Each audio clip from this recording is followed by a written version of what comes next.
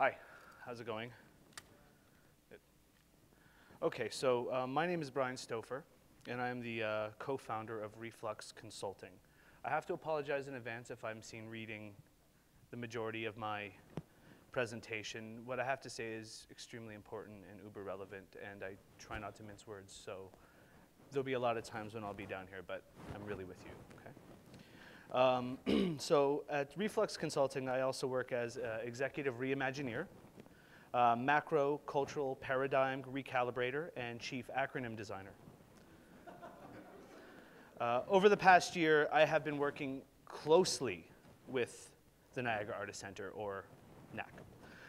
And the purpose of our partnership is to deepen and enhance that organization's creative practice through an innovative process that I have come to call the LATTE Method.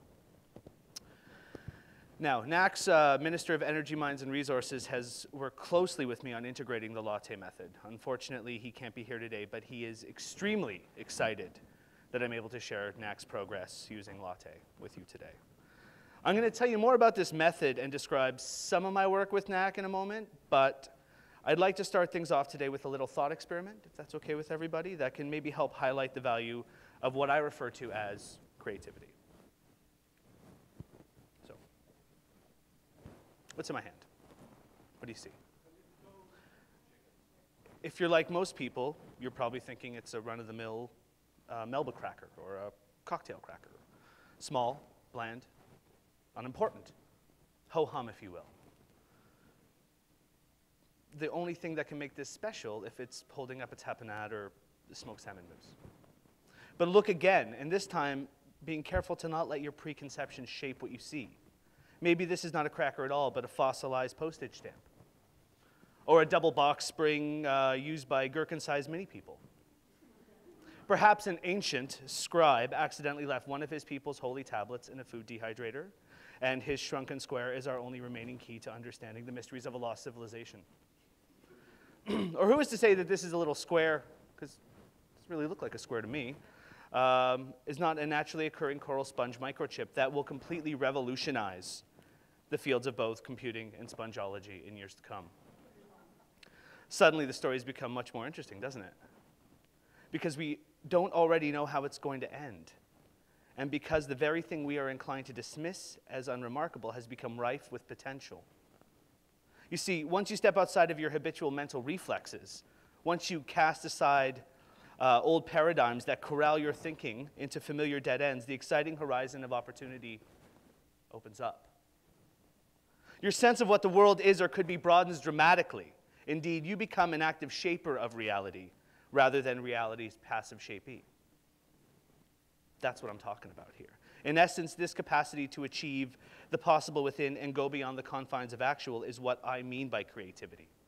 A notion that is central to my whole professional practice, and more to the point, my work with the Niagara Artist Center. Most of the audience here is no doubt aware of the Niagara Artist Center, and you're familiar with some of its work. For many years, NAC has been an active presence in downtown St. Catharines, serving not only as conventional art gallery, but as a true social and cultural hub. In addition to its array of on-site visual art shows, it plays host to many film screenings, poetry readings, workshops, panels, book launches, and musical concerts. And it has created some truly innovative off-site programming, including, and most notably, Strut. It's a much beloved wearable art show that takes place each year in front of a huge audience, assembled in an old and underused industrial space. Not to mention small feats where any Tom, Dick, and Harriet can create something in order to help NAC create revenue. Inspiring. Many of you are probably thinking out loud or to yourself or both, Brian, NAC does good work, supports local artists, and in many ways it contributes a lot to the community. Why does it require the services of a trendy consulting firm or the need to adapt some corny, patented method designed by a buzzword-spouting ponytail hipster like yourself? Well, that's one hell of an attitude to cop now, isn't it? I can answer that very plainly and without pretension. This question carries us into the heart of a truly profound set of Zen-like paradoxes. What if doing good is simply not good enough. What if traditional notions of artistic creativity as embraced by NAC and several other cultural organizations are themselves woefully uncreative? You catch me here? What if NAC, in spite of its apparent success and vitality, has gradually become knackered? And by NAC accommodating itself to its own lowered expectations, it has lost its knack for naturalizing itself. I'm not joking. Seriously. Don't get me wrong, I'm not trying to knock NAC. I think that the problem I've identified runs much deeper in the wider cultural community. The great irony that I've found in my years of consulting work is that highly creative people, like artists and cultural workers, are the ones who are the most resistant to creatively recreating the creation of creativity itself. You follow? Good. Real estate speculators, marketers, geneticists, video game and web designers, and plucky entrepreneurs of all stripes tend to intuitively grasp cutting-edge notions of creativity, but the traditional cultural community often remains mired in yesterday's bygone past of yore. They focus upon patiently honing anachronistic skills like painting, writing, sculpting, playing an instrument, acting, dancing, singing, and on collaborating with and supporting each other on producing works of depth or complexity that challenge people, stir up powerful feelings, and even get them thinking. See, I could go on and on. By thinking of creativity in a highly narrow, non-economic sense, they consign themselves to small audiences and meager incomes. What's more, they end up being so distracted by trivial social, psychological, spiritual, aesthetic, and existential concerns that they fail to ask the truly big questions like, what opportunities for profit and self-advancement are already present in this precious and irreplaceable moment in time? How can my personal creativity be harnessed to greater ends like stimulating economic growth, raising local property values, facilitating place branding strategies, and accelerating downtown gentrification? And finally, are the people who live in this city as cool, good-looking, status-conscious, and wealthy as they can or might be? Unfortunately, these are the kind of urgent questions for which the traditional cultural and artistic community can offer no easy answers. It's disheartening, to be honest with you. As explored in my book, Creating the Creators to Be More Creative, I surmise that the artistic community is being held back by its antiquated notion of creativity and thereby missing out on all kinds of exciting opportunities associated with today's emerging creativity bandwagon. It's these quandaries that have led me to develop the LATTE Method with NAC. LATTE is first and foremost an acronym for Leading Artistic Talent Toward Excellence, but it is proven to be quite adaptable to a number of workshop environments. Depending on my particular points of focus, LATTE can also stand for Leadership affirms truly transformative engagement. Languishing alone triggers transcendental ennui. Or, let's all take the elevator. Although the ins and outs of the LATTE Method are far too complex to explain in a short talk like this, the nutshell is that it represents an effort to directly incorporate the insights of a personal mentor of mine, I cannot, anyway, Richard Florida, and other creative economy gurus in the daily practice of artists and cultural organizations. So in the first instance, I have to call him Mr. Florida's work offers a powerful challenge to prevailing assumptions about regional economic development and urban revitalization.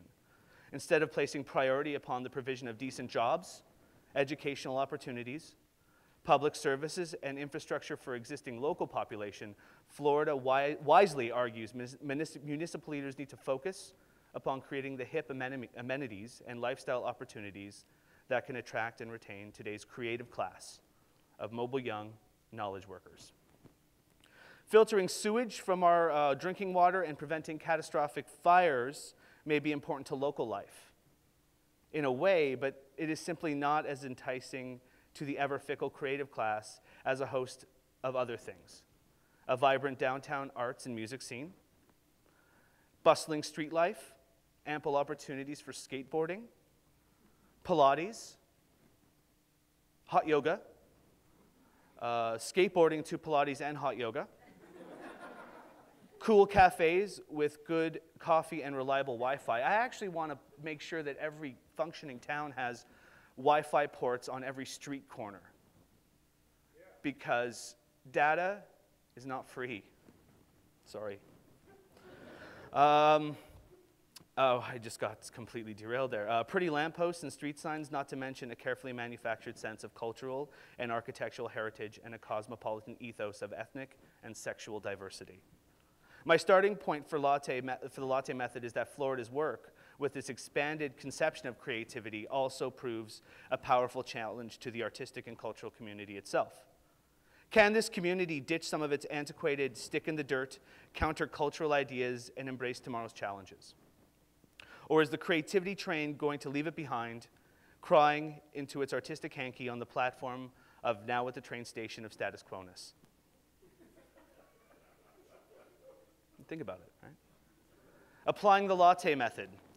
The challenge is to get NAC to stop thinking of itself as just an art gallery or a cultural service organization and reimagine and rebrand itself as a social, cultural, and economic laboratory of creativity in practice.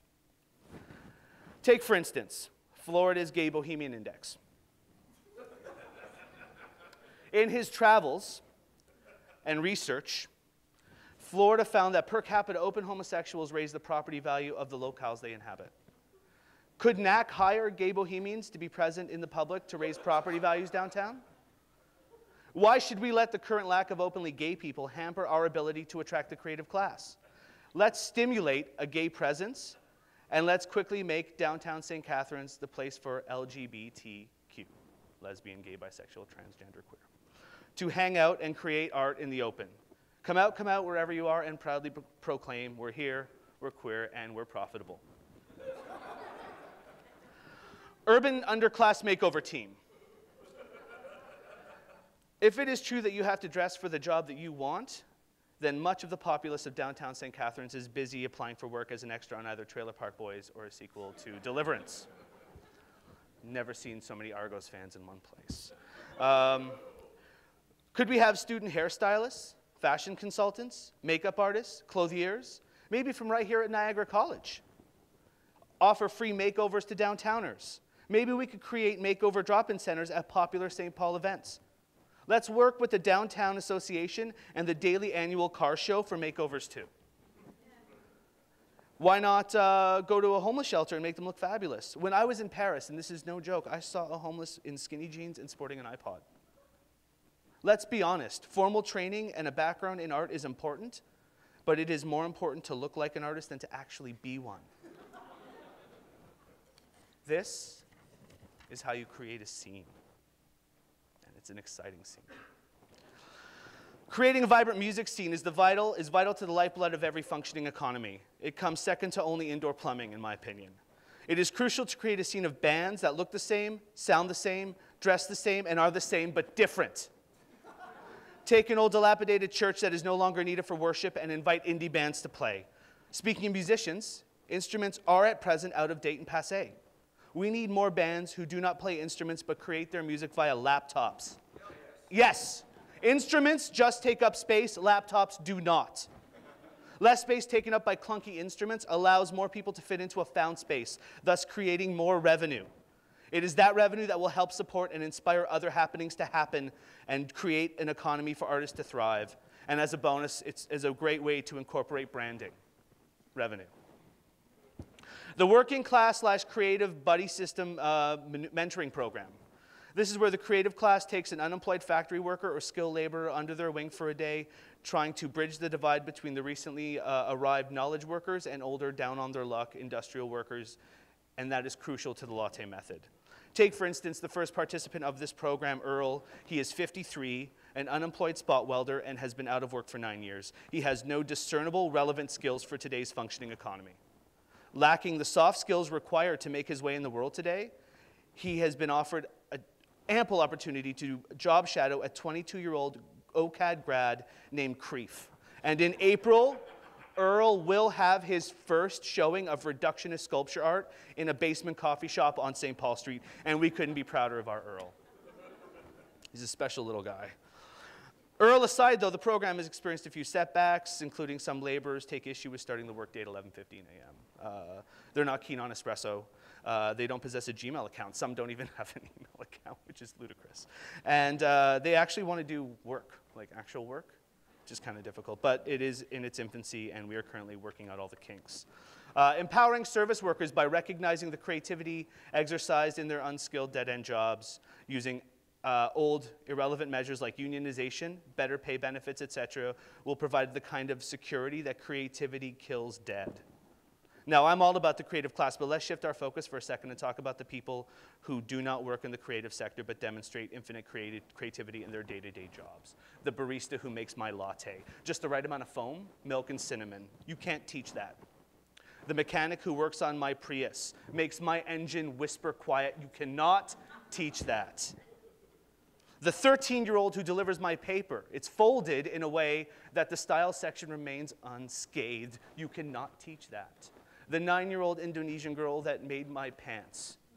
The inseam of these pants are impeccable. You cannot teach that. And who's to say that someday those people cannot be CEOs of major corporations or titans of industry or standing where I'm standing talking to lovely people like you. Fostering synergies.